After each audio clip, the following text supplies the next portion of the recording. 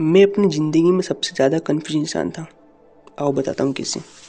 नमस्ते दोस्तों, मेरा नाम है कुलदीप और मैंने बीटेक किया है और मैं ईसी ब्रांच का स्टूडेंट हूँ।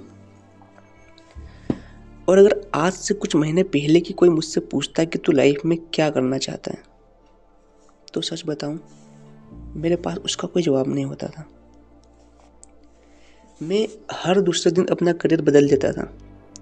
कभी लगता ईवी इंजीनियर बनूंगा, फिर लगता एम्बेडेड इंजीनियर बनूंगा, कभी पीएलसी और स्काडा की वीडियोस देख लेता, कभी कोडिंग शुरू कर देता, कभी बिजनेस का प्लान बना लेता, कभी यूट्यूब पर चैनल बनाने की सोचता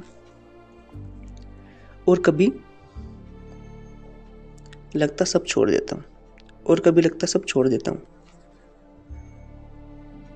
बाहर से लोगों को लगता था कि मैं बहुत कुछ कर रहा हूँ, लेकिन अंदर से मैं टूट रहा था। दिन भर फ़ोन में मोटिवेशनल वीडियोस देखता था, करियर रोड मैप, स्किल्स और सक्सेस स्टोरीज, इन चीज़ों ने मुझे उलझा रखा था। लेकिन रात को सोने से पहले बस एक ही सवाल दिमाग में घूमता था, मैं आखिर करना क्या चाहता हूँ। सबसे बड़ी प्रॉब्लम ये नहीं थी कि मुझे मेहनत करनी नहीं आती थी, प्रॉब्लम ये थी कि मेरी मेहनत हर हफ्ते डायरेक्शन बदल रही थी। एक दिन किसी चीज़ में 100% इंटरेस्ट आता था, दूसरे दिन वही चीज़ मुझे बोरिंग लगने लगती थी।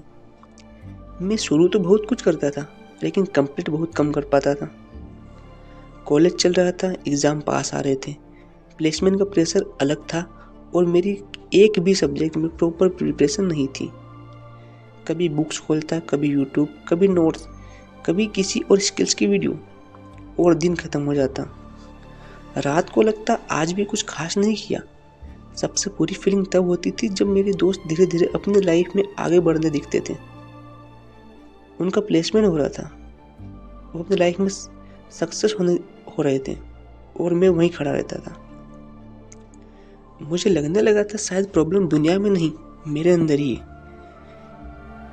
कई बार इतना फ्रस्ट्रेशन होता था, बस रूम में चुपचाप बैठ जाता। ना किसी से बात करने का मन करता, ना पढ़ने का, ना काम करने का।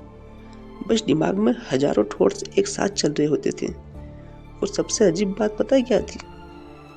मैं सपने बहुत बड़े देखता था, लेकिन उन सपनों तक पहुंचने का एक सीधा रास्ता मेरे पास कभी नहीं था। हर नए दिन के साथ एक नया प्लान बनाता था और हर नए हफ्ते के साथ एक नया सपना, लेकिन पुराना सपना अधूरा ही रह जाता था। उस टाइम मुझे लगता था शायद मेरी लाइफ कभी सेट ही नहीं होगी, लेकिन मुझे ये नहीं पता था कि ये कन्फ्यूजन ही मेरी लाइफ का सबसे बड़ा लेसन बनने वाला था। और वहीं से मेरी असली कहानी शुरू होती है। ये सिर्फ शुरुआत है।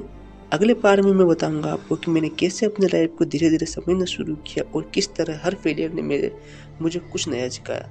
मिलते पार्ट 2 में।